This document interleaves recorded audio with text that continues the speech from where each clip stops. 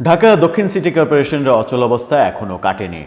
Mayor ইস্যুতে ইশরাক হোসেনের আন্দোলন আবারও চলমান, এখনও চলমান, এবং এটা চলমান থাকবে যতদিন পর্যন্ত তাকে শপথ পড়ানো হবে না, ততদিন পর্যন্ত চলমানই থাকবে। সরকারের বিরুদ্ধে আন্দোলন চলবেই এবং নগরবাসী ভোগান্তিতে পড়বে। নগরবাসী নগরের সিটি কর্পোরেশনের কোনো সেবা পাবে না, এমনটাই এখন নগরবাসীর বাস্তবতা হয়েছে। তাহলে সরকারের দায়বদ্ধতা, জনগণের প্রতি সরকারের যে দায়বদ্ধতা, সেই দায়বদ্ধতার কি হবে? সরকার জনগণের জন্য কি করছে, কিংবা যারা আন্দোলন করছে তারাই বা জনগণের জন্য কি ভাবছে? আবার লন্ডনে বিএনপির সঙ্গে যে সমঝোতামূলক মিটিং হলো, সেই মিটিংয়ে কেন ইশরাক হোসেন ইস্যু আলোচিত হলো না? সেই ইস্যুর কেন সমাধান হলো না? যার কারণে নগরবাসী চরম ভোগান্তিতে পড়েছে এবং ভোগান্তি সহ্য করে আসছে বিগত মাসাধিক কাল থেকে। বিগত প্রায় 2 মাস ধরে এই ভোগান্তি চলছে নগরবাসীর বিভিন্নভাবে। এই যে ভোগান্তি, এই ভোগান্তি থেকে কি নগরবাসীর নিস্তার নেই? কি অবস্থা, কি পরিণতি হচ্ছে? নির্বাচন কমিশন কি করছে? সরকার কি করছে? বিএনপি কি ভাবছে? সরকারের সঙ্গে বিএনপির মিটিংয়ে কি ফয়সালা হলো? কি আদতে রেজাল্ট আসলো? সেই ব্যাপারগুলো আসলে ধোঁয়াশাচ্ছন্নই থেকে যাচ্ছে। দর্শক, সেই আলোচনা করে সেখান থেকেই কোনো কিছু বের করার চেষ্টা করব আমরা এই ভিডিওতে। থাকবেন পলিটিক্স টিভির নিয়মিত আয়োজনে।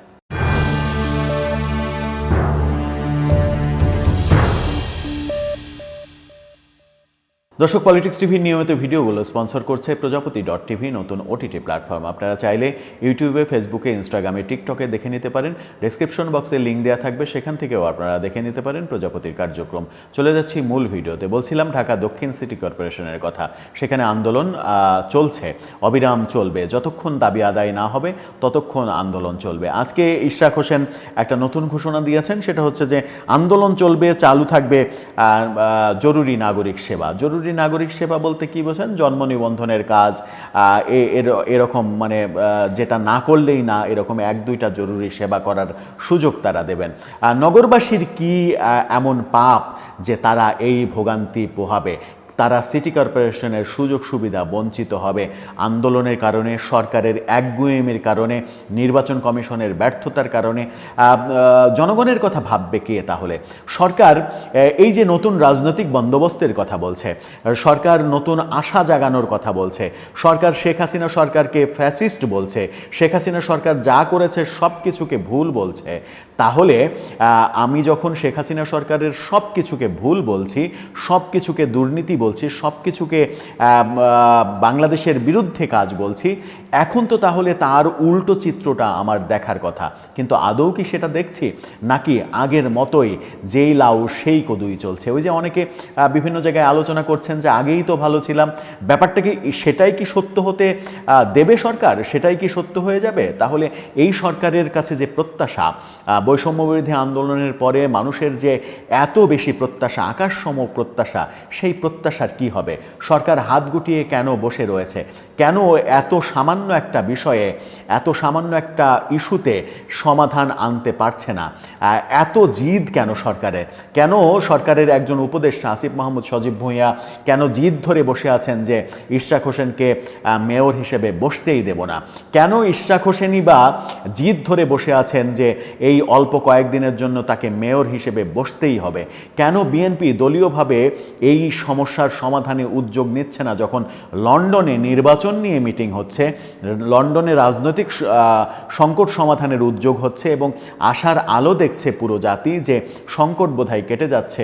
তখন সেখানে কেন এত বড় আলোচনা হচ্ছে না? রাজধানী ঢাকার অর্ধেক মানুষ যে ভোগান্তিতে রয়েছে, ঢাকায় যদি 2 কোটি মানুষ থাকে, ধারণা করা হয় 2 কোটির অনেক বেশি মানুষ রয়েছে, ধরে নিলাম ঢাকায় 2 কোটি মানুষ আছে, তাহলে ঢাকা দক্ষিণ সিটি কর্পোরেশনে তো 1 কোটির বেশি মানুষ রয়েছে। এই 1 কোটির মানুষের যে সুযোগ সুবিধা, সেই সুযোগ সুবিধা বঞ্চিত করে সরকার কিভাবে চুপ করে বসে থাকে? কিভাবে বিএনপি বা এই সমস্যার সমাধান না করে বসে আছে? নির্বাচন কমিশন কার আজ্ঞাবহ হয়ে বসে আছে? আদালতের রায় আসার পরেও নির্বাচন কমিশন এই ব্যাপারে কেন সঠিক ব্যবস্থা নিচ্ছে না, প্রশ্নগুলো সামনে এসেই যায়। আজকে ইশরাক হোসেন আন্দোলনে শরিক হয়েছেন এবং সেখানে ঘোষণা দিয়েছেন যে দাবি আদায় না হওয়া পর্যন্ত আন্দোলন চলবে। সরকার বসে বসে কি আঙ্গুল চুষবে? সরকার কি মানে এই রথ দেখেই যাবে? সরকার কি কোনো সমঝোতার উদ্যোগ নেবে না? এই 1 কোটি মানুষ কি ভোগান্তির মধ্যেই থাকবে? আর আন্দোলনের জন্য ওই এলাকায় যে ধরনের যানজট তৈরি হয়, যেভাবে মানুষের চলাচলে বিঘ্ন ঘটে, সেই ঘটনাগুলো কি প্রতিদিন চলতে থাকবে? একই চেহারা আমরা দেখতে থাকবো? সরকার নির্বিকার বসে থাকবে? ইশরাক হোসেন কি বলছেন? ইশরাক হোসেন বলছেন যে মেয়র পদে তিনি বলেছেন যে ইশরাক হোসেন সরকারকে আহ্বান জানাচ্ছি, আপনারা দ্রুততম সময়ের মধ্যে এটা নিষ্পত্তি করেন, তাহলে অচল অবস্থা কেটে যাবে। এই সমস্যার সুরাহা না হওয়া পর্যন্ত এই কর্মসূচি অব্যাহত থাকবে, আমাদের এই আন্দোলন চলমান থাকবে। স্থানীয় সরকার উপদেষ্টা সংবিধান লঙ্ঘন করেছেন, আন্দোলন চলমান থাকবে। অর্থাৎ আসিফ মাহমুদ সজীব ভুঁইয়াকে সরাসরি দোষারোপ করা হচ্ছে আবারও। এখান থেকে ফিরে আসার কোনো সুযোগ নেই, এই লড়াই থেকে ফিরে আসার কোনো সুযোগ নেই। তিনি বলেন, প্রধান উপদেষ্টাকে আহ্বান জানাবো, তিনি যেন এই বিষয়টি সরাসরি নিজে তত্ত্বাবধান করেন, বিষয়টি দেখেন। আমরা আইনের প্রতি শ্রদ্ধাশীল, আমরা নিয়মতান্ত্রিক রাষ্ট্র পরিচালনায় বিশ্বাস করি। এখন আমাদের আন্দোলন যেভাবে চলছে, কোনো অবস্থাতেই আমরা এখান থেকে ফিরে যেতে পারি না। আদালতের রায়, জনগণের রায়কে আপনারা মেনে নিন। তিনি এটাও বলেছেন যে প্রধান উপদেষ্টাকে ভুল বোঝানো হয়েছে, শপথ পড়ানো হলে পূর্বের সরকারের অবৈধ নির্বাচন প্রমাণিত হবে। বিএনপি আলোচনার মাধ্যমে সমস্যার সমাধান চায়, বিএনপি গণতন্ত্রে বিশ্বাস করে।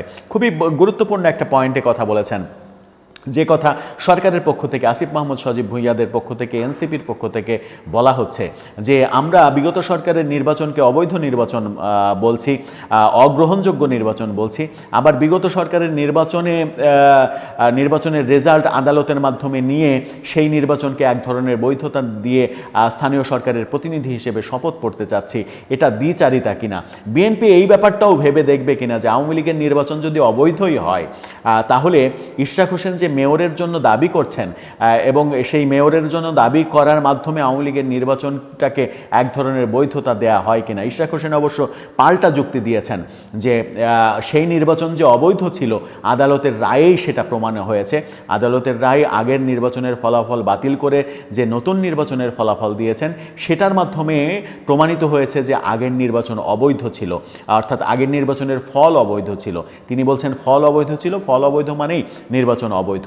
এভাবে যুক্তি পাল্টা যুক্তি, সরকার, ইশরাক হোসেন, সরকার, বিএনপি, এভাবে চলছে। নির্বাচন কমিশন চুপ করে বসে আছে আর ভোগান্তি পোহাচ্ছে নগরবাসী। এই ভোগান্তি যদি পোহাতেই থাকি আমরা সাধারণ মানুষ যদি এই ভোগান্তির মধ্যেই থাকি, তাহলে নতুন রাজনৈতিক বন্দোবস্তের স্বপ্ন দেখানো হচ্ছে কেন? মিছে মিছে আমাদের স্বপ্নের রাজ্যে কেন নিয়ে যাওয়া হচ্ছে? পরিষ্কারভাবে বললেই তো পারে সবাই যে লাউ সেই কদুই, যেমনই চলছিল বাংলাদেশ তেমনটাই চলবে, শুধুমাত্র ক্ষমতার পালাবদল হবে। শুধুমাত্র ক্ষমতার পালাবদলের জন্যই কি এই বৈষম্য বিরোধী ছাত্র আন্দোলনের এত আয়োজন, এত বড় আন্দোলন, এত বড় বিপ্লব? এই যে গর্ব, এই গর্বগুলো কি ম্লান হয়ে যাচ্ছে না এই ধরনের কর্মকাণ্ডের মাধ্যমে, সরকারের নিষ্ক্রিয়তার মাধ্যমে?